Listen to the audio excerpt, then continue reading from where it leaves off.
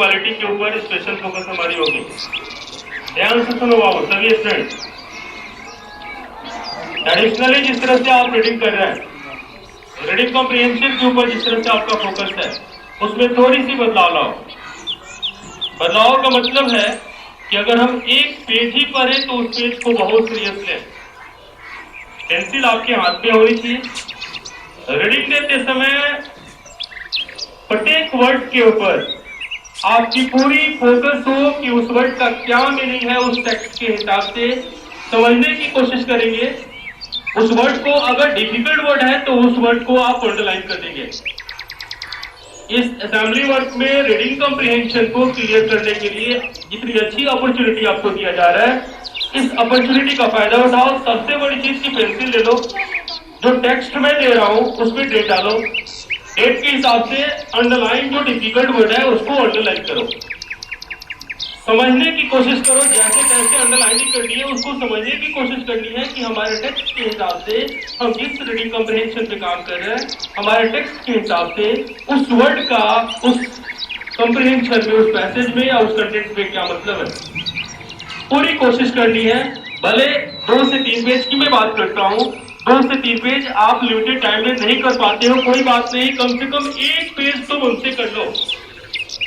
150-200 शब्दों पे अच्छी तरह से काम तो कर लो, आधे अधूरे नहीं। प्रोनाउंसिएशन की प्रॉब्लम आती है, प्रोनाउंसिएशन के लिए अंडरलाइन लगा के रखो, एक एक करके अपने टीचर से पूछ लो।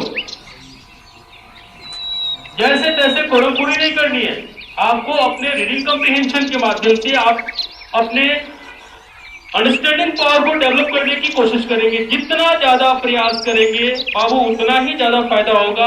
आप जब एसएसटी पढ़ना शुरू करोगे, साइंस पढ़ना शुरू करोगे, स्पीकिंग में भी बहुत ज्यादा सुधार होगी और राइटिंग स्किल तो बढ़ेगा ही। तो लापरवाही कहीं से नहीं, आप पूरी कोशिश करो कि 1 पेज ही सही, लेकिन 1 पेज आज के लिए बहुत आपके लिए इंपॉर्टेंट हो, इस बात को ध्यान में रखकर पढ़ना शुरू करो। पेंसिल उठा लो, फुल्ली कंसंट्रेट होकर जो डिफिकल्ट वर्ड है उस डिफिकल्ट वर्ड पर को अंडरलाइन कर लो। उसके बाद फिर आगे बढ़ो। स्किप नहीं करना है, किसी वर्ड को स्किप नहीं करना है। सेंटेंस के प्रत्येक वर्ड पर अपनी पूरी एनर्जी लगा देनी है कि हमारे टेक्स्ट के हिसाब से उस वर्ड का क्या मीनिंग है। अगर पता नहीं है तो क्या हो सकता है, जब आप डिक्शनरी कंसल्ट करोगे तो यह प्रैक्टिस आपके लिए बहुत फायदेमंद होगा। फाइन, इस तरह से करनी है वर्ड के ऊपर। तो पढ़ के अपना काम करते हैं, टेक्स्ट को समझने की कोशिश आप करेंगे। रीडिंग कॉम्प्रिहेंशन में वर्ड को लाइट नहीं लेंगे, सीरियस लेंगे। वर्ड को सीरियस देखने की कोशिश करेंगे। एक दूसरे को सुनिए, सुनाइए, कोऑपरेट मत करो, बल्कि आप कंसंट्रेट होकर के वर्ड पर अपनी कमांड करने की पूरी कोशिश करो। आपकी पूरी कोशिश होनी चाहिए कि हम जिस वर्ड पे मॉर्निंग में काम कर रहे हैं, असेंबली में काम कर रहे हैं, तो इस असेंबली का फायदा हमें मैक्सिमम मिले, अधिक से अधिक हम इसका फायदा उठा सकें। रही बात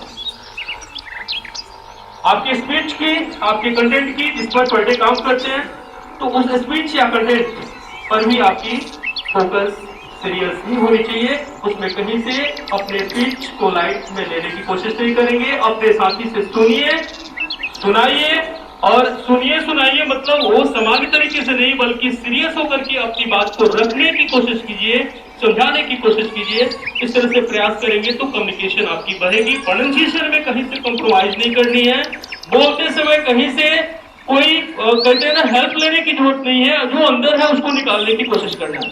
फाइन, तो वर्ड को सीरियस लेनी है। वर्ड के साथ आपकी रीडिंग कॉम्प्रिहेंशन है, वो आपका बेस है, वही आपका फाउंडेशन है, और मुझे लगता है कि आपके लाइफ का वही पावर बनेगा। अगर आज कोशिश करेंगे ईमानदारी पूर्वक, तो जैसे जैसे आपकी उम्र बढ़ेगी, आपकी एजुकेशन बढ़ेगी, आप आगे की तरफ बढ़ोगे, वो इतनी पावरफुल आपको बना देगा कि आपकी न सिर्फ स्पीकिंग बल्कि आपकी राइटिंग स्किल भी अपने आप में अलग होगी, दमदार होगी। इसका पूरा ख्याल रखना है, पूरी कोशिश करनी है कि हम सही ट्रैक पे काम करें, ईमानदारी से काम करें, और उस तरह से काम करें कि काम करने के बाद हमारे अंदर से फीलिंग आए कि हाँ मैंने काम किया, आज हमारे अंदर कुछ आज एक्स्ट्रा आ गई है। समझ में आई बाबू? ठीक वैसे ही हिंदी व्याकरण पर डे आप करते हैं तो हिंदी व्याकरण को भी लाइट नहीं लेंगे, इंग्लिश ग्रामर पे फोकस करनी है। सब कुछ मतलब इस असेंबली वर्क का मकसद हमारा एक ही है कि हम आपको अपडेट करते रहे, लगातार अपडेट करते रहे पूरे एनर्जी के साथ में। जब यहां से जाओगे अपनी क्लास में, जो आपकी क्लासरूम स्टडी होती है, उसमें जाने का मतलब हुआ कि हमने असेंबली में जितनी वर्क कर ली उसका फायदा वहां मिलना शुरू हो जाए। तो उम्मीद है आप बेहतर करने की कोशिश करेंगे, लापरवाही नहीं करेंगे, ईमानदारी बरतेंगे और कुछ एक्स्ट्रा हमेशा अपने अंदर जोड़ने की कोशिश करेंगे।